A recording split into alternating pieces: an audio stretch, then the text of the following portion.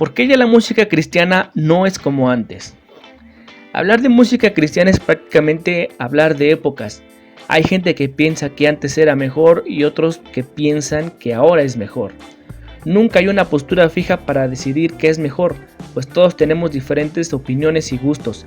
Sin embargo, si leemos la Biblia nos daremos cuenta que sí podemos encontrar un perfil acorde a un verdadero adorador o salmista, tal y como nos relata el libro de Números respecto a la tribu de Leví, que era una de las 12 tribus de Israel.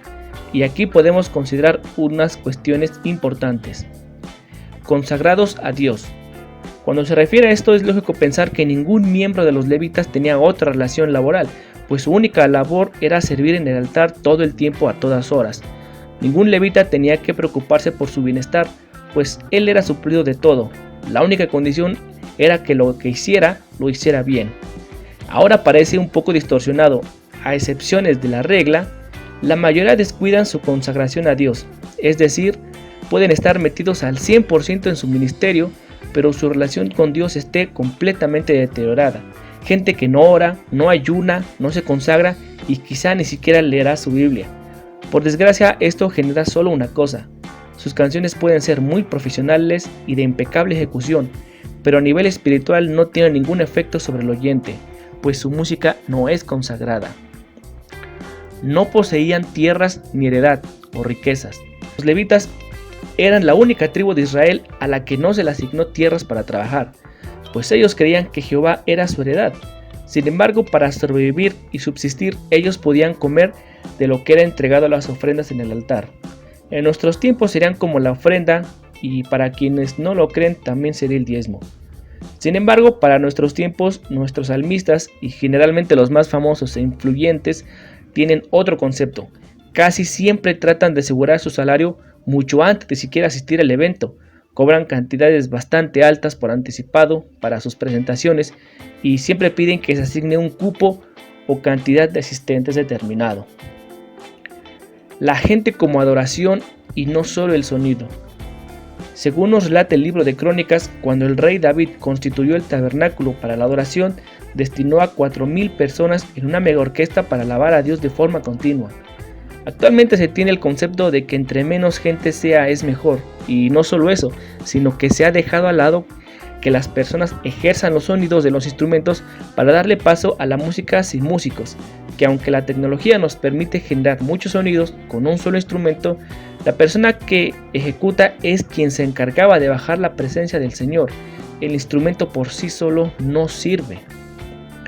Ser adorador de Dios y no adorador de la adoración. Generalmente se entiende que los salmos son el reflejo de la relación del hombre y Dios a través de la lírica. En pocas palabras se describe la bondad de Dios con el hombre a través de cantos e himnos.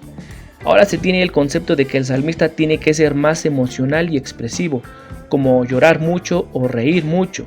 Y aunque esto no es malo, sí lo es según el corazón del hombre, pues de la abundancia del corazón habla la boca. No solo eso, sino que algunos se atreven a describir emociones personales y los sentires humanos plasmados en una canción. En otras palabras, la gente cambia la adoración por sus sentimientos y de cómo se siente, evitando así la alabanza a Dios o exaltación de sus virtudes y gracias. Ser profesional. Antiguamente el profesionalismo era una constante en todos los ámbitos de la alabanza. Todos los levitas tenían que tocar de la mejor manera posible y con un talento en desarrollo constante. Sin embargo, a pesar de que hay salmistas profesionales, por lo general son muy pocos aún y existe mucha mediocridad en la ejecución de los talentos, pues a veces son las personas que no se quieren preparar musicalmente hablando. El don del servicio. Tomando como ejemplo el rey David, él era un hombre valeroso y honrado que no solo respetaba a su rey, sino que además servía a su padre y en su momento a sus hermanos. Sus capacidades y talentos no eran más grandes que su humildad de servir. Ahora los salmistas de gran alcance han formado una creencia de que por ser famosos los demás tienen que servirles. No solo es una falta de humildad y de egocentrismo, sino también de vanidad, pues aunque no se debería, muchas veces tratan de huir de la gente en los eventos, siendo los últimos en llegar y los primeros en irse. Dios, la constante en las alabanzas de verdadera adoración. Citando a los levitas y al rey David, el salmista por excelencia, todas las alabanzas tienen que girar en torno a Dios, de Dios, por Dios y para Dios. Jehová era el único Dios del pueblo de Israel, que conoció como único y verdadero. Entonces se reconocía su soberanía, hacía que ellos entendieran su dependencia hacia Él.